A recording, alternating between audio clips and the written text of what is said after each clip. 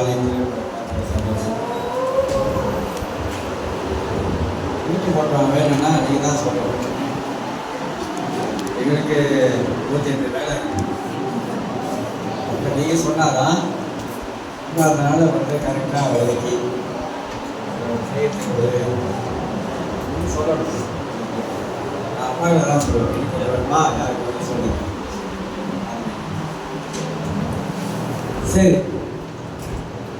மழை பரவாயில்ல, கொரோனா ஆட்களாக இருந்தாலும்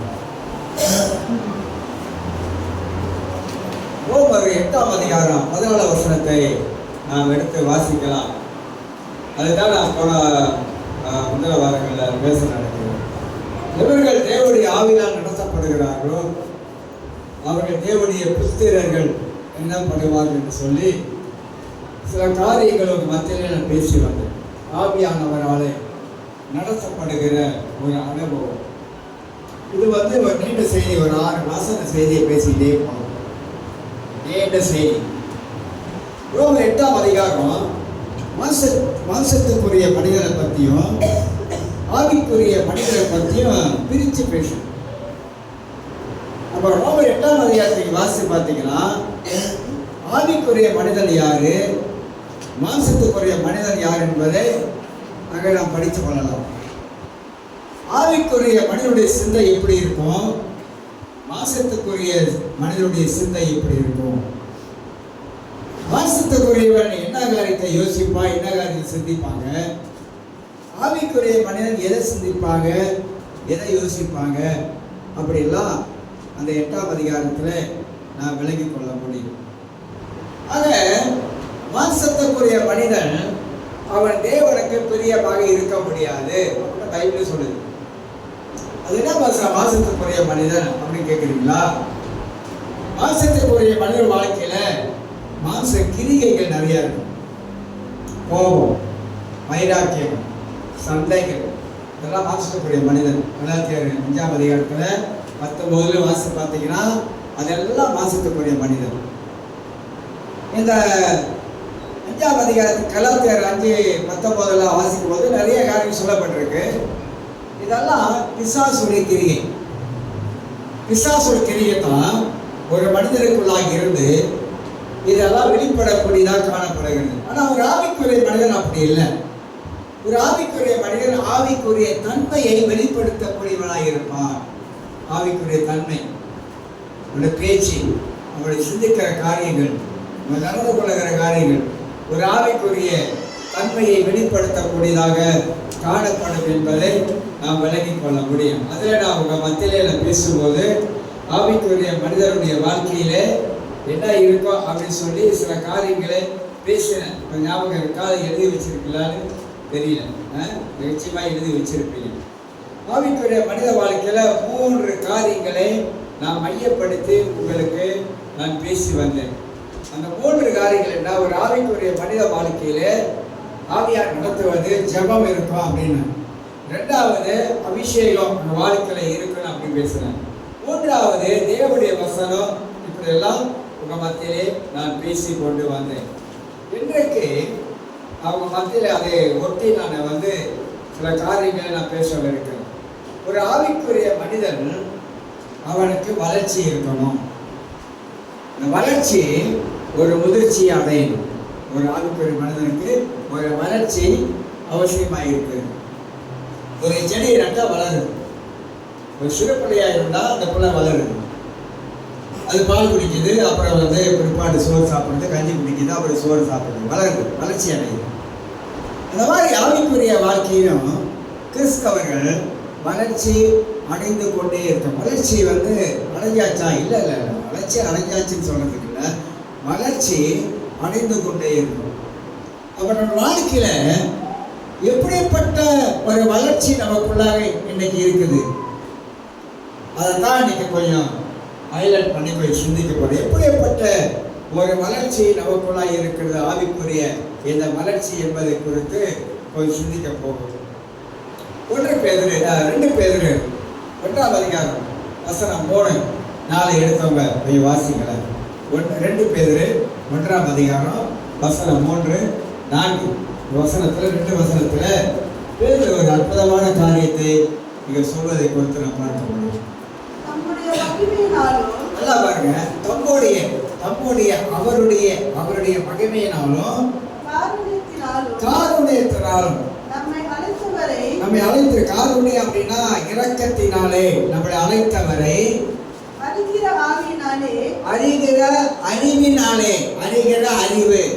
அறிகிற அறிவு, கிறிஸ்துவை அறிகிற அறிவு, தேவனை அறிகிற அறிவு, பரிசுத்த ஆவியானவரை அறிகிற அறிவினாலே ஜீவனுக்கும் தேவ பக்திக்கும் வேண்டிய யாவற்றையும் அவருடைய நித்திய வல்லமை, என்றென்றைக்கு இருக்கக்கூடிய வல்லமையினாலும் நமக்கு தந்தருள வேண்டும் என்று உலகத்தில் உண்டான கேட்டுக்கு தப்பி திவ்ய சுவாபனா தெய்வீக சுவாபத்துக்கு பங்காளவளாகும் பொருட்டு மகா மேன்மையும் வாக்கு தத்தங்களும் அவைகளினாலே இந்த வசனத்தை தான் கொஞ்சம் உன்னிப்பா கவனிக்கணும். பேதுரு அழகா சொல்லும் பொழுது தேவனை அறிகிற, கிறிஸ்துவை அறிகிற அந்த அறிவை பத்தி பேசுகிறார். மோசஸ் என்ற ஒரு கிரேக்க வார்த்தை, மோசஸ் என்ற ஒரு கிரேக்க வார்த்தை, அன்றைய காலத்தில் கிரேக்கர்கள் அறிவை சார்ந்து வாழ்ந்தவர்கள், புத்தக அறிவை சார்ந்தவர்கள் கிரேக்கர்கள். அதனால தான் நீங்க 1 கொரிந்தியர் 3ஆம் அதிகாரத்தை வாசித்து பார்த்தீங்கன்னாக்கா, ரட்சிக்கப்பட்டாங்க, கிரேக்கர்கள் இருந்தாங்க, யூதர்கள் இருந்தாங்க, புறஜாதிகள் இருந்தாங்க, இப்படி பலதரப்பட்ட மக்கள் சபைக்குள்ள இருந்தாங்க. கிரேக்கர்கள் இந்த அறிவு சார்ந்த ரீதியில் இருந்ததுனால, புத்தக அறிவு இருந்ததுனால அறிவை அதிகமாக, இந்த புத்தக சார்ந்த அறிவை அதிகமாக அவங்க நம்புவார்கள், நம்பி போவாங்க. இதுதான் அப்போலோ என்பவன் அவன் ஒரு தத்துவ மேதை. அவன் பேசக்கூடிய காலையில் அறிவுபூர்வமாக இருந்ததுனால நிறைய பேர் அவன் பக்கம் போய் போனாங்க. அந்த மாதிரி கிரேக்கர்கள் புத்தக அறிவை கொண்டு வளர்ந்து வந்தவங்க என்பதை குறித்து அறிந்து கொள்வது. நமக்கு 2 காரியம் முக்கியமாக தேவை. வளர்ச்சியில மண்ட அறிவு மட்டும் இருக்கக்கூடாது. படிக்கிற அறிவு வேற, புத்தகத்தை படிக்கிற அறிவு வேற, தேவனை அறிகிற அறிவு வேற. புத்தக அறிவு நாம் படிப்பதனால பெற்றுக்கொள்கிறோம். ஆனால் தேவனை அறிகிற அறிவு நம் வாழ்க்கையில பரிசுத்தாவி நமக்குள்ள இருப்பதனால ஆண்டவரை அறிகிற அறிவுக்குள்ளாக வளர்ந்து கொண்டே போகும். ஒரு மனிதனுக்கு என்ன தேவை அப்படின்னு கேட்டீங்கன்னா, வளர்ச்சியில கடவுளை அறிகிற அந்த அறிவு நமக்கு தேவையா இருக்குது. அப்பனாக்கா நீங்க நினைக்கலாம், அப்பனாக்கா நான் தேவனை சரியா அறிந்து கொள்ள நினைக்கிறீங்களா அப்படின்னு மனசுல ஒரு கேள்வி வருதா? ஒரு நடந்த சம்பவத்தை சொல்லுகிறேன். ஒரு அருமையான ஒரு சகோதரர், ரட்சிக்கப்பட்டு கடவுளுக்குள்ளாக நல்லா வாழ்ந்து வந்தவர். திடீரென்று அவருடைய மகன் கூட்டாளர்கள் சேர்ந்து போயிட்டு கார் ஆக்சிடென்ட்ல அவன் மகன் இறந்துட்டார். மூத்த மகன் இறந்துட்டார். அப்போ அவருக்கு ஒரு கேள்வி எழுமிச்சான். மற்ற பயல்கள் எல்லாம் கடவுள் அறியல, ஏன் பையன் சேர்ச்சுக்கு வர்ற பையன் அவன் இப்படி இறந்துட்டானே, ஏன் ஆண்டவர் அவனுக்கு ஜீவனை கொடுத்துருக்கலாம், அல்லது ஆண்டவர் அவனை காப்பாற்றிருக்கலாம், ஏன் ஆண்டவர் இந்த மாதிரி கைவிட்டுட்டாரு, அதாவது ஏன் பிள்ளைய காப்பாற்றுற அப்படின்னு சொல்லிட்டு நடந்த சம்பவம், கதையில் நடந்த சம்பவம். அவர் சுவிசேஷம் சொல்லி ஆத்துமாக்களை ஆதாயப்படுத்துகிற ரொம்ப திறமைசாலி. அநேக ஆத்துமாக்களை ஆலயத்தை கொண்டு வந்தவரா. ஆனால் இன்னைக்கு பின்மாறிட்டார், இந்துக்கே போயிட்டார். ஏன் அப்படின்னாக்கா, அவருடைய கேள்வி என்ன மனதில் அப்படின்னாக்கா, ஏன் ஆண்டவர் என் மகனை காப்பாற்றினார், இதான் அவருடைய கேள்வி. ஆனால் என்ன அர்த்தம் அப்படின்னா, இது நாள் வரைக்கும் சேர்ச்சுக்கு வந்து கடவுளை எந்த அளவுக்கு அறிஞ்சிருக்காரு, எந்த அளவுக்கு கடவுளை வந்து அறிஞ்சு வாழ்ந்திருக்கிறாரு, எந்த அளவுக்கு அவருடைய விசுவாசம் ஆணித்தரமா இருந்திருக்குது, எந்த அளவுக்கு அவர் தேவனுக்குள்ளா வாழ்ந்திருக்கிறாரு. ஆத்தம ஆதாயப்படுத்தினேன். இந்த ஆத்தம ஆதாயப்படுத்தின ஆளெல்லாம் அவனை பார்த்து என்ன சொல்லுவாங்க, என்ன ஆதாயப்படுத்தினாரு, ஏகட்ட இயேசு பற்றி சொன்னாரு, இன்னைக்கு அவர் இயேசுக்குள்ள இல்லை. பாருங்க, மனித நிலைமை இதுதான். ஏதோ ஒரு சம்பவம் நடந்துருச்சுன்னா நம்ம வந்து 108 கேள்வி கேட்கறோம், கடவுளை பார்த்து கேட்கணும், ஏன் ஆண்டவர் நடக்குது, நான் சேர்ச்சிக்கு நான் வராமல் இருக்கிறேன்னா, நான் தசமாக கொடுக்காமல் இருக்கிறேன்னா, நான் ஆண்டவருக்கு நான் ஜெபிக்காமல் இருக்கிறேன்னா, எல்லாமே நான் கரெக்டாக செய்கிறேன்னு, ஆனால் என் வாழ்க்கையில் எப்படி நடக்குது, இப்படிதான் வந்து தேவையில்லாத கேள்வி கேட்கணும். இதை விட பைபிளில் வாசி பார்த்தீங்கன்னா பயங்கரமான சம்பவம்லாம் நடந்திருக்கு. பயங்கரமான சம்பவம். தினகர் ஐயா 1986 நான் வந்து 12வது வருஷம் பைபிள் ஸ்கூலுக்கு போக போகிறேன். 86 கேஎல்ல பெரிய ஒரு கூட்டம், எஃப்ஜிஐ சர்ச்சில் தான் நான் போயிருந்தேன். 3-4 செமினார் மாதிரி நல்லா அருமையாக இருந்துச்சு. போனப்ப அவர் கூட்டம்லாம் முடிஞ்சிச்சு. இந்தியாவுக்கு போனப்ப அவர் காரில் போயிருக்கோம், பஸ்ஸுக்கு காரில். அந்த கார் ஆக்சிடென்ட் பண்ணி மழை இறந்துச்சு. அவர் கை உடைஞ்சிருச்சு. அவர் மழை இறந்துருச்சு, அவர் கை உடைஞ்சிருச்சு. அவர் சொன்னாரா, ஏன் ஆண்டவரே என் மகளை கை விட்டீங்க, அதனால உங்களையும் வேணா ஒன்று வேணா விட்டு போயிட்டாரா? இல்லைங்க, வேறு ஆணி வேறு எங்கே இருக்குது வாழ்க்கையில்? கிறிஸ்தவ வாழ்க்கையில் ஆணி வேறு எங்கே இருக்குது? எங்கே ஆணி வேற நம்ம நிற்கிறோம்? ஏதாவது நடந்துருச்சுன்னா அது கடவுளா பொறுப்பு? யாரு பொறுப்பு? நீ போனதுக்கு காரணம் என்ன? நீ ஏன் போன? சேரக்கூடாத ஆளோட ஏன் சேர்ந்து போன? போகக்கூடாத ஆளோட கூட நீ ஏன் போன? நீ கடவுளுக்கு பிள்ளை தெரியாத உனக்கு? சில வேளைகளில் தவற நம்ம வச்சுக்கிட்டு நம்ம கடவுளை பார்த்து என்ன சொல்லுவோம், ஏன் ஆண்டவரை கைவிட்டீங்க, ஏன் கைவிட்டீங்க? ஆண்டவர் சொன்னாரு, சரீரத்தில் சுகவீனமாக இருந்தால் மருந்து எடுத்து சாப்பிடணும்னு நமக்கு தெரியுமா தெரியாதா? தெரியும். நீ மருந்து எடுக்காம கத்தர் காப்பாற்றுவார், கத்தர் பார்த்துக்காரு உட்கார்ந்தாக்கா உன்னுடைய மூடத்தனம், உன்னுடைய மூடத்தனம் அது. அதனால ஏதாவது ஒரு பாதிப்பு வரும்போது என்ன சொல்லுவோம், கத்தர் வந்து என்னை காப்பாற்ற நினைச்சாரு, என்னை பாதுகாப்ப நினைச்சாரு, கத்தர் கடைசியாக பாருங்க இப்படி ஆயிடுச்சு என் நிலைமை. இப்படி ஆனதுக்கு கத்தரை காரணம், நீ காரணம். நீ செய்ய வேண்டியதை செய்யல. ரொம்ப பேர் கிறிஸ்தவங்க என்ன செய்யறாங்க தெரியுங்களா? என்ன செஞ்சுக்கிட்டு இருக்கிறாங்க, அவங்களே பார்த்துக்கிறது இல்லை. டாக்டர் சொன்னாக்கா 3 வேளை மருந்து எடுனாக்கா 1 வேளை எடுக்கிறது, 2 வேளை எடுக்கிறது இல்லை. அப்புறம் எல்லாம் ஒரு ஆச்சரியம் என்ன ஆகும், ஏங்க இப்படி இருக்காங்க, ஒன்றும் புரியல. அவர் கடவுளை அப்படி ஆயிடுச்சு, இப்படி பண்ணிட்டாரு, அப்படி பண்ணிட்டாரு, வந்து கடவுளை வந்து குறை சொல்ற ஆட்களாக இன்னைக்கு மாறுறாங்க. இல்லை, ஆண்டவர் நல்லவர், நமக்கு ஞானம் கொடுத்திருக்கிறாரு, நமக்கு நல்ல ஞானம் இருக்குது, ஆண்டவர் நல்ல அறிவை தந்திருக்கிறாரு. உலகத்தில் வாழும் பொழுது அதெல்லாம் பயன்படுத்துகிறோம். இதெல்லாம் பயன்படுத்தாமல் இருக்கிறதுனால தான் ரொம்ப கேர்லெஸ், அதிகமாக ரொம்ப அக்கறை எடுத்துக்கிறது இல்லை. எல்லாம் கடவுள் பார்த்துக்குவாரு, கடவுள் பார்த்துக்குவாரு சொல்லிட்டு கடைசியாக கடவுள் பார்த்துக்கிட்டு உட்காந்துருப்பாரு, நம்ம போயிட வேண்டியதான்.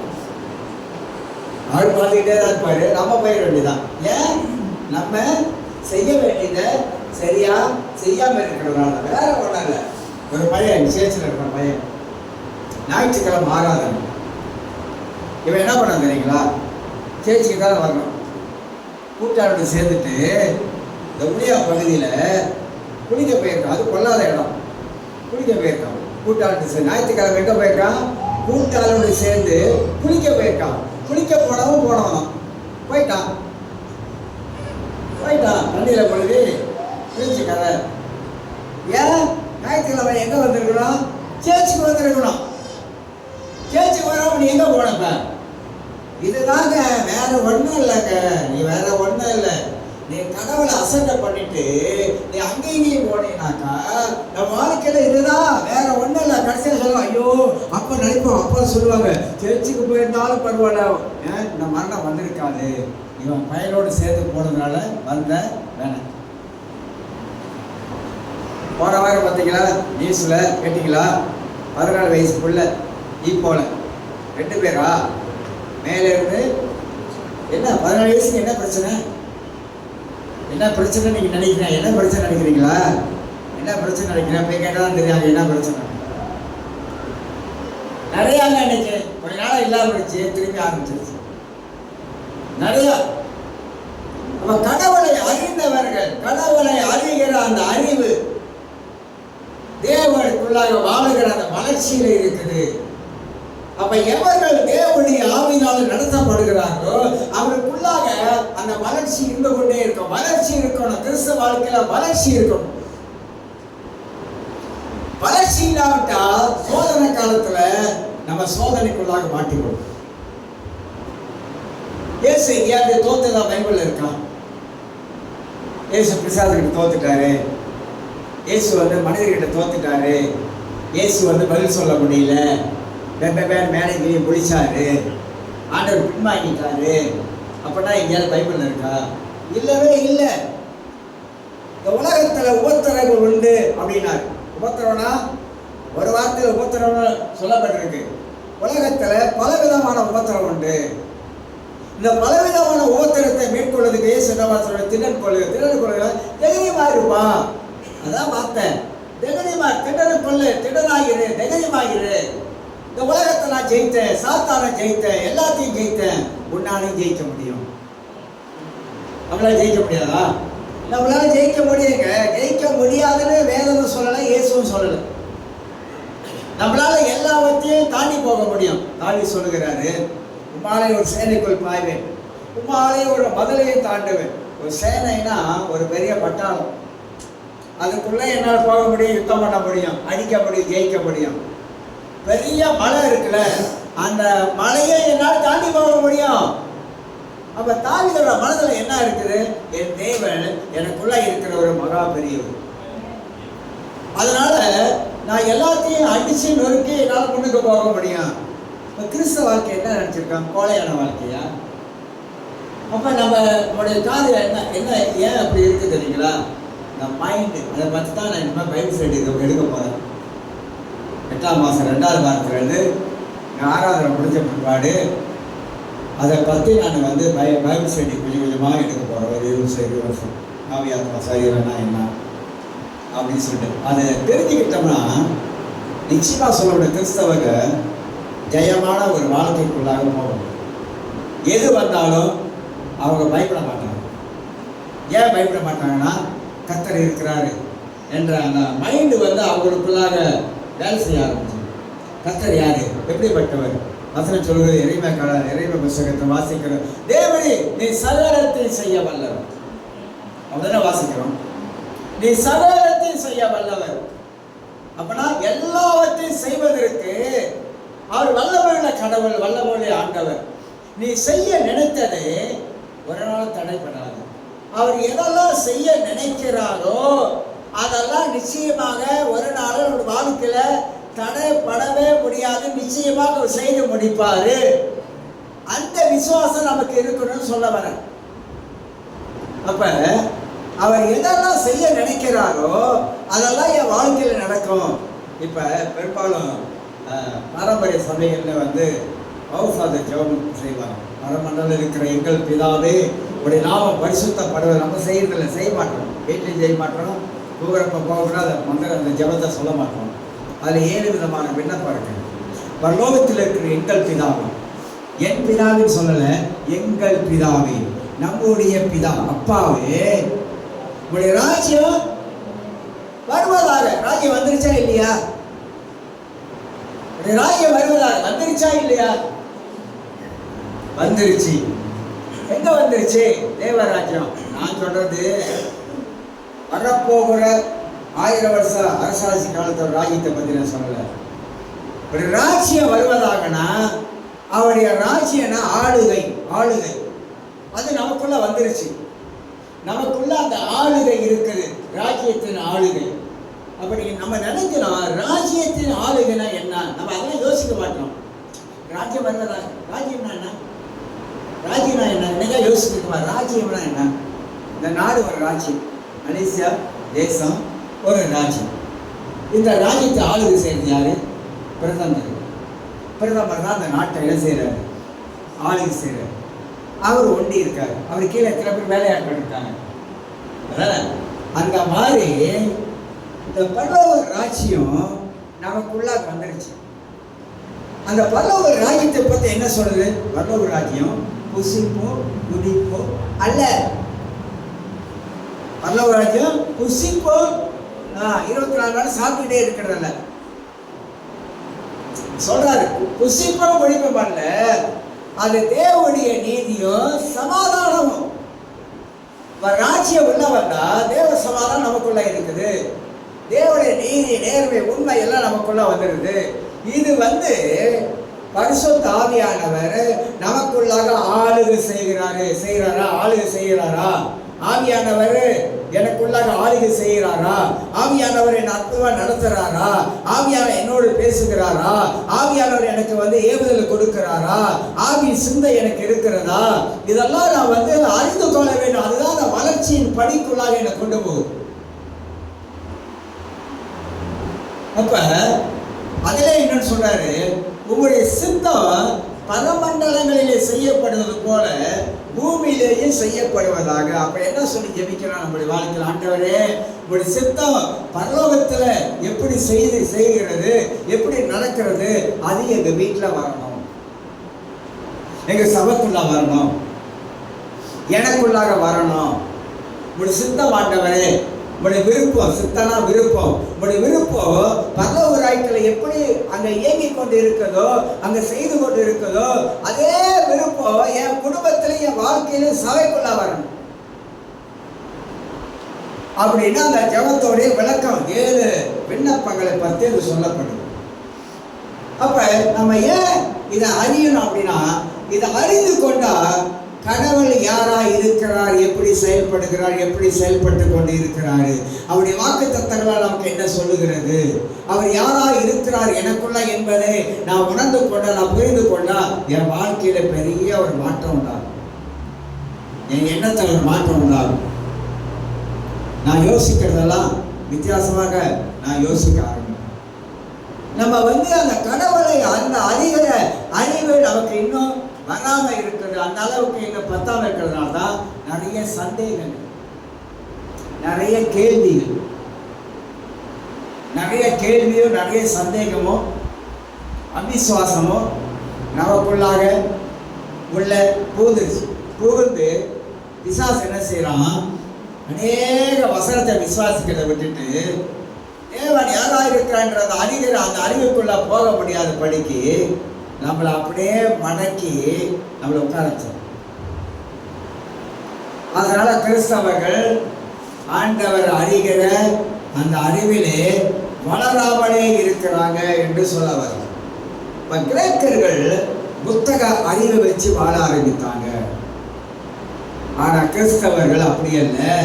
கிறிஸ்தவர்கள் தேவனை அறிகிற அந்த அறிவுக்குள்ளாக கடந்து போனாதான் நமக்குள்ளாக தேவனை அறிந்து கொள்வதற்கு உதவியாக இருக்கும். யோவான் சுவிசேஷம் 17ஆம் அதிகாரம் 3ஆம் வசனத்துல இயேசு அழகா சொல்றாரு, பிதாவை உண்மையும் நீ அனுப்பினவராக இயேசு கிறிஸ்து அறிவதே நித்திய ஜீவன். பிதாவை அறிஞ்சிருக்கிறோமா? பிதாவை யாரு அறிமுகப்படுத்தினா? பிதாவை அறிந்து கொள்வதற்கு யார் வழிகாட்டினா? இயேசு தான் காட்டுறார் பிதா யாரு. பழைய ஏற்பாடுகளே பிதாவாக தேவன் எப்படி செயல்படுகிறார், இஸ்ரவேல் மக்கள் மத்தியிலே பிதாவாக தேவன் எப்படி செயல்படுகிறார். பழைய ஏற்பாடு முழுக்க என்ன இருக்கு? போதனை. பழைய ஏற்பாடு முழுக்க போதனை அடங்கியிருக்குது. அப்ப பிதாவாக தேவன் இஸ்ரவேல் மக்களுக்கு என்ன போதிச்சாரு, என்ன கற்றுக் கொடுத்தாரு, என்ன சொல்லிக் கொடுத்தாரு.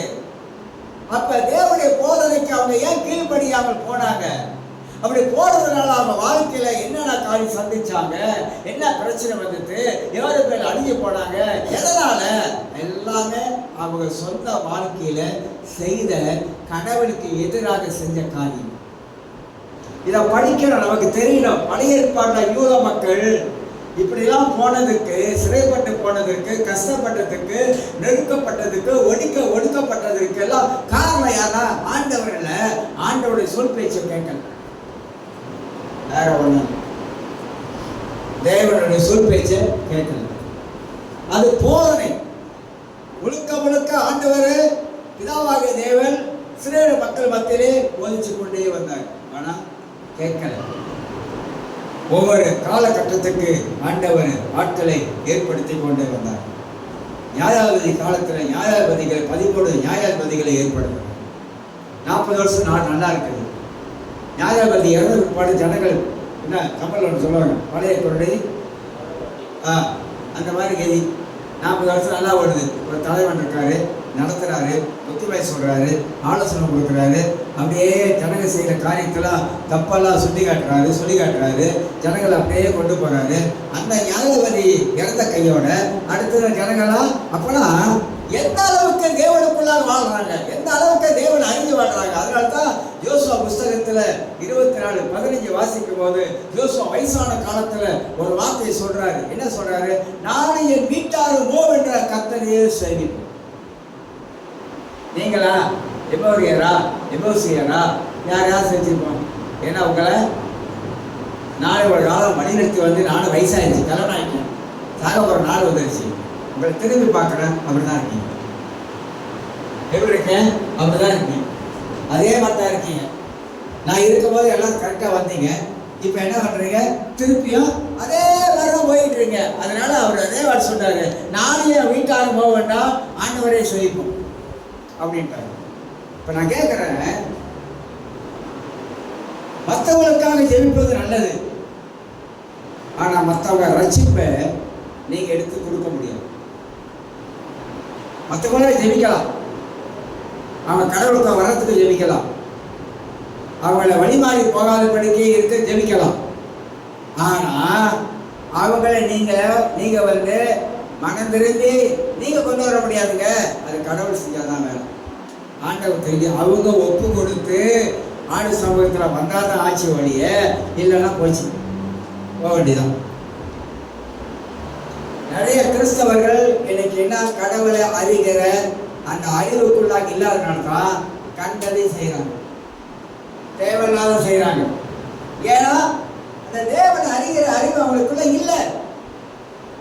அதனால்தான் அவங்க விருப்பம் போல தங்கள் வாழ்க்கையை நடத்தி கொண்டு வர்றாங்க என்பதை நாம் தெளிவாக அறிந்து கொள்ளலாம். பேதுரு அழகா விளக்குறாரு, நீங்கள் கிறிஸ்துவை தேவனை அறிகிற அறிவிலே நீங்கள் வளர வேண்டும் என்பதை குறித்து நாம் விளங்கிக் கொள்கிறோம். அப்ப இந்த அறிவு பைபிள்ல வந்து தேவனை அறிகிற அறிவை பற்றி நிறைய காரியங்கள் ஆண்டவரை வேதத்துல எக்கச்சக்கமாக எழுதி வைத்திருக்கிறார்கள். அப்ப கிறிஸ்தவர்கள் வந்து ரட்சிக்கப்பட்டவருடைய வாழ்க்கையில ஆண்டவரை அறிந்து கொள்ள வேண்டியது முக்கியமான ஒரு காரியமாக இருப்பதை விளங்கிக் கொள்கிறோம்.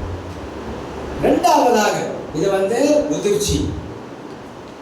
எவர்கள் தேவனுடைய ஆவினால் நடத்தப்படுகிறார்களோ அவர்கள் தேவனுடைய பிள்ளைகளாக இருக்கிறான். பைபிள் சொல்லல, தேவனுடைய புத்திரன். புத்திரன்னா புத்திரன் தான் யார் தெரியும்? வளர்ந்த பருவம், வளர்ந்த பருவம். அதுதான் புத்திரன். புத்திரன் அப்படின்னு சொல்றாங்க, வளர்ந்த பருவத்தை காட்டு. இரண்டாவது, தேவ ஆவியினால் நடத்தப்படுகிறவர்கள் என்னன்னாக்கா ஆவிக்குரிய பயிற்சி தேவை. உங்களுக்கு எனக்கும் ஆவிக்குரிய பயிற்சி தேவை. என்னங்க ஆவிக்குரிய பயிற்சி? ஆவிக்குரிய வாழ்க்கையில முதிர்ச்சி அடைய வேண்டும் அப்படின்னாக்கா நமக்கு இந்த உலகத்துல ஆண்டவர் ஆவிக்குரிய பயிற்சி எல்லாம் வச்சிருக்கிறாரு.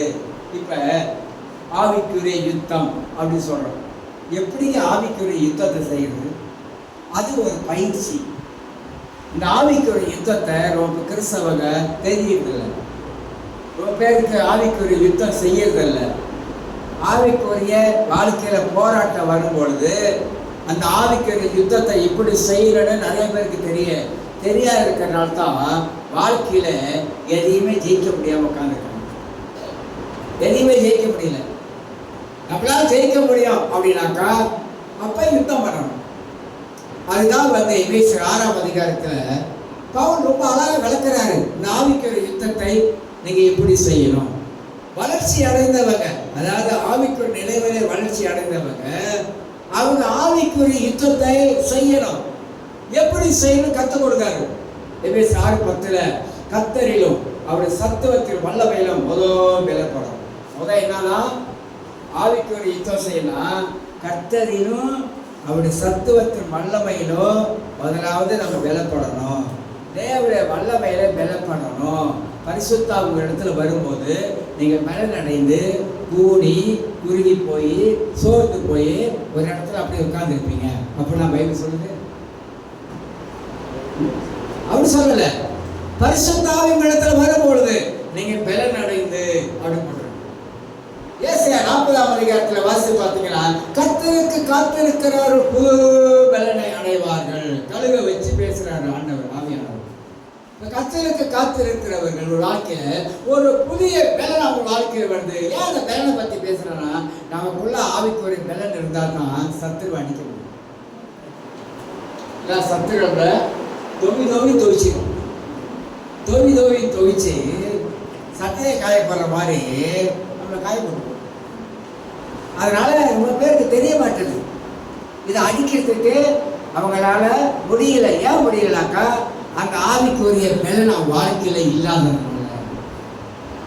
அதுக்கு என்ன தேவை? அதுக்கு என்ன தேவை? அடிக்கணும்னா எப்படி அடிக்கிறது? பவுல் அழகா விவரிக்கிறாரு. துரைத்தனங்கள், அதிகாரங்கள், இதெல்லாம் பிசாசு பாருங்க. துரைத்தனங்கள், அதிகாரங்கள், வல்லமைகள், இதெல்லாம் பிசாசு போட்டே சொல்றாரு, அழகா சொல்றாரு. இந்த துரைத்தனங்கள், அதிகார, வல்லமைகள்லாம் நாம் ஜெயிக்கலாம் அப்படின்னாக்கா என்ன சொல்றாரு? ஒரு ரோமருடைய சோல்ஜரை பத்தி பேசுறாரு. ரோம் நாட்டுல சோல்ஜர்கள் எப்படி இருப்பாங்க அதை வச்சு பவுல் நமக்கு ஒரு பாடத்தை கற்றுக் கொடுக்கிறார். பயிற்சி, இந்த பயிற்சியில நீ இறங்கணுமா அப்படின்னு. அதாவது ஆமியில் உள்ளவங்க அந்த காலத்துல சோல்ஜர்கள், ஆமியில் இருக்கிறவங்க ரோமர் காலத்துல உடுப்பெல்லாம் வேற, வெட்டு போறது வேற, சப்பாத்து வேற, கையில ஒரு சீடு இருக்கும். எதிரிகள் வரும்பொழுது என்ன பண்ணுவாங்கனாக்கா அம்பு விடுவாங்க. எதிரிகள் அம்பு விடுவாங்க. அம்பு விடும்போது இந்த ரோமருடைய சோல்ஜர்கள் ஒரு ஞானமான ஒரு காரியம் செய்வாங்க.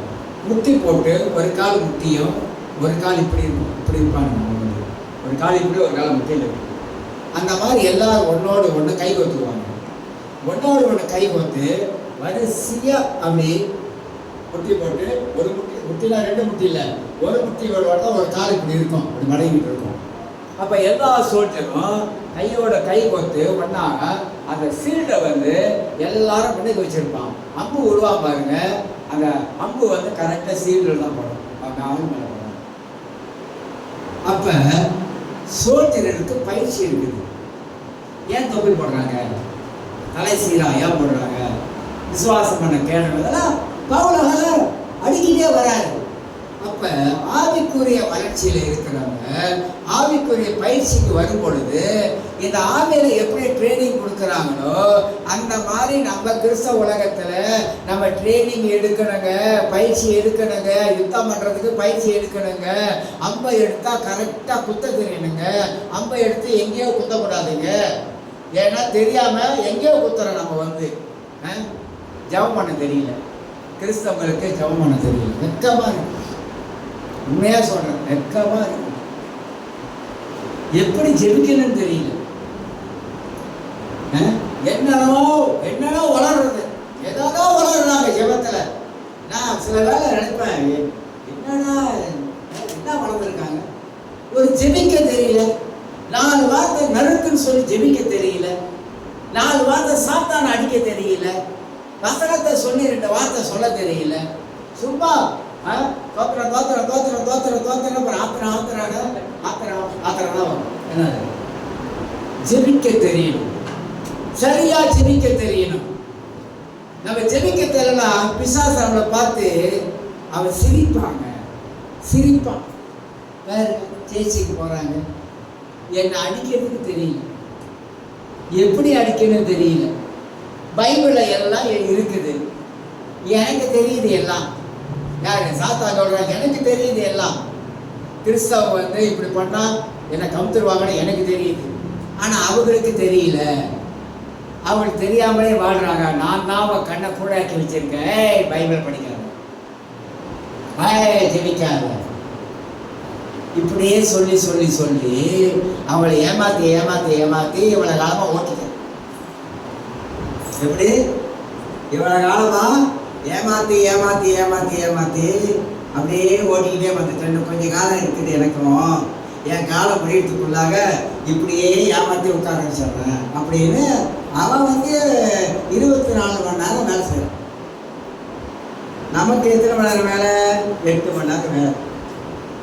24 மணி நேரத்தில் 8 மணி நேரம் வேலை. ஓகேலாம் சேர்த்தா ஒரு 10 மணி நேரம் வேலை விட்டு வீட்டுக்கு போகணும். 8 மணி நேரம் தூக்கம். 8 மணி நேரம் தூக்கம் போன கையோட எத்தனை மணி நேரம் இருக்குது? 10-18 மணி நேரம்.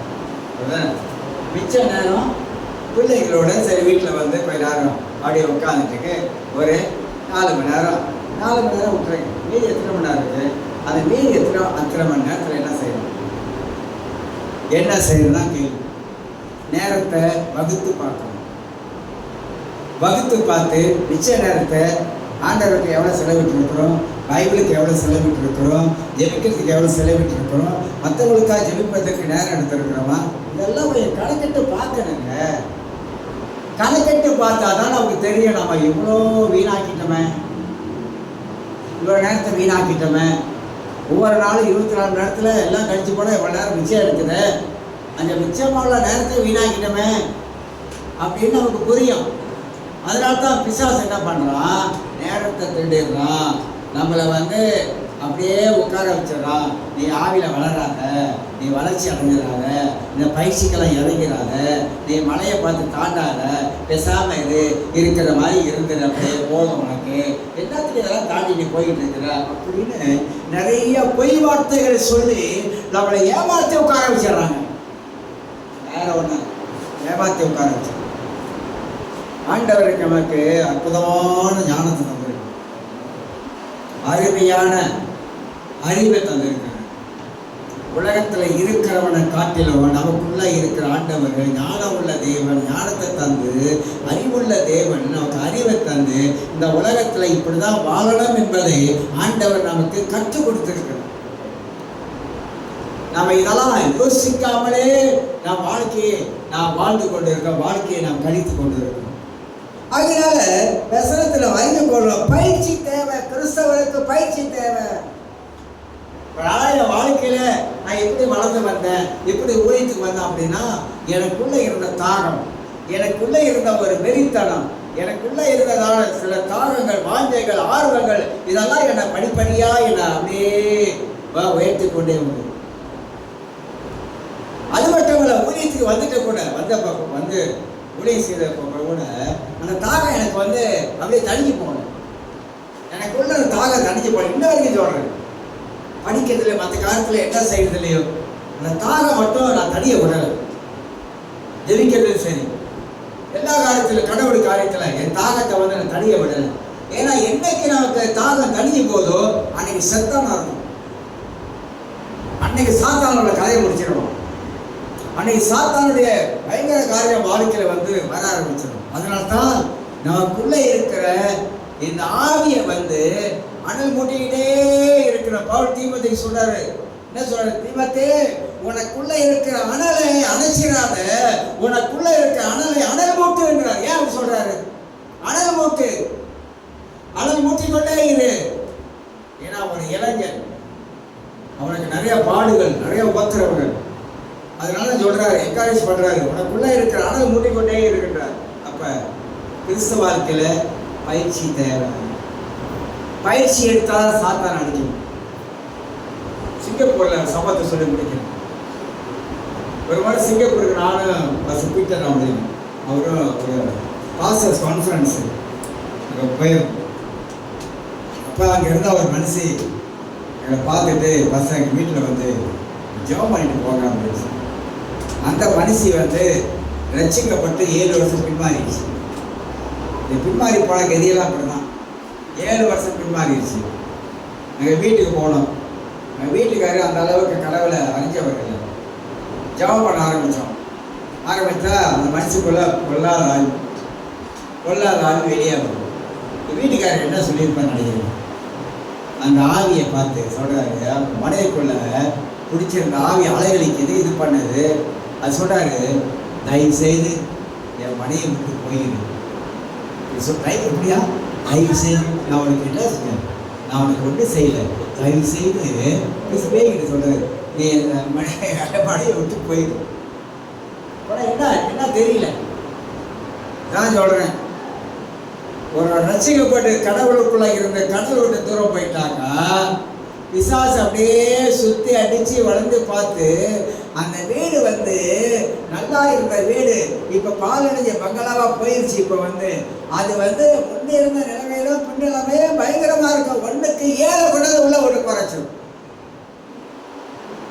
நினைக்காதீங்க பின்மாறி போனவன் நல்லா இருக்காங்க நினைக்காதீங்க. அவங்கள கொண்டு பண்றதே ஆவிதான். பின்மாறி போன ஒரு வாழ்க்கை பின்மாறி போயிட்டாங்க. ஒரு கடல் விட்டு பின்மாறி போயிட்டாங்கன்னா எபிரேயர் 10ஆம் அதிகாரத்துல 29 வசன வாசிங்க. 29 எபிரேயர் 10:29 10:29 28 29 வாசிங்க.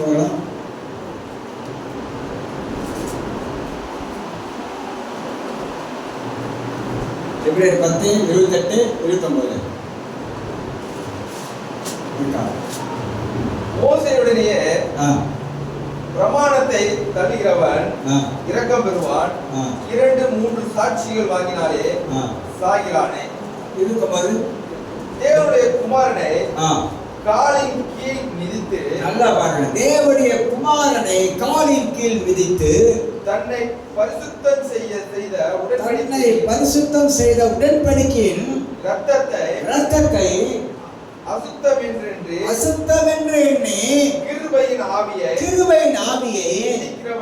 நிந்திக்கிறவன் எவ்வளவு கொடிய ஆக்கினைக்கு பாத்திரவானாய் இருப்பான். எவ்வளவு கொடிய ஆக்கினைக்கு பாத்திரவானாய் இருப்பான்.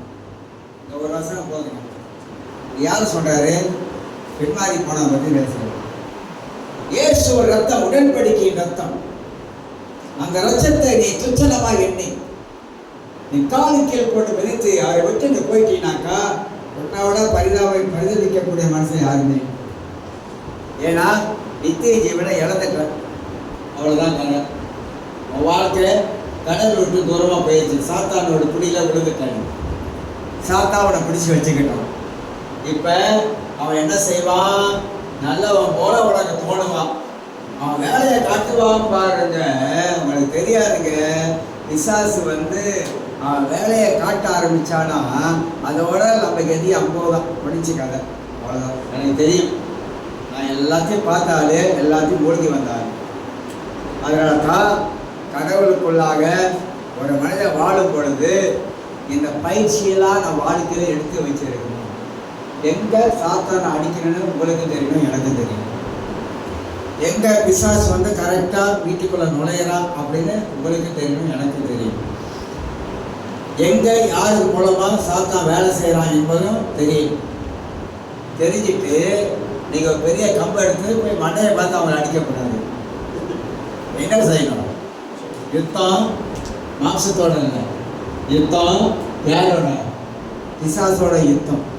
அப்ப நம்ம என்ன பண்றோம்? யுத்தத்தை மாம்சத்தில் நடத்துறோம். மாம்ச யுத்தம் நமக்கு வேதனை கொடுக்கும், ஆவிக்கிற யுத்தம் ஜெயத்தை கொடுக்கும், வெற்றியை கொடுக்கும். அப்ப ரெண்டும் நம்ம அடையாளம் கண்டு கொள்ளலாம். அப்ப அதுக்கு என்ன தேவை? இந்த பயிற்சியெல்லாம் தேவை, எடுக்கணும். பயிற்சி இல்லாத ஒன்றும் பண்ண முடியாது, எதையுமே செய்ய முடியாது. அதனால எனக்கு அருமையானவர்கள், இந்த காலமில்லை எவர்கள் தேவனுடைய ஆவினால நடத்தப்படுகிறார்கள் அவர்கள் வளர்ந்த பருவத்துக்குள்ளாக வந்து கொண்டே இருக்கிறார். வளர்ச்சி பயிற்சியை கொடுக்கிறது. அந்த பயிற்சி மூலமாக கிறிஸ்தவ வாழ்க்கையில ஒரு ஜெயத்தை வாழ்க்கையில அடையலாம். எல்லாம் எழுதியிருக்கலாம். ஒரு பாடலை படிப்போம். நம்ம வெய்யலகன் அந்த பாட்டுக்கு பார்ப்போம், வாசிப்பாரு. இந்த கண்மலையானவர் எங்க ஏஞ்சலின் எங்க கீபோர்ட்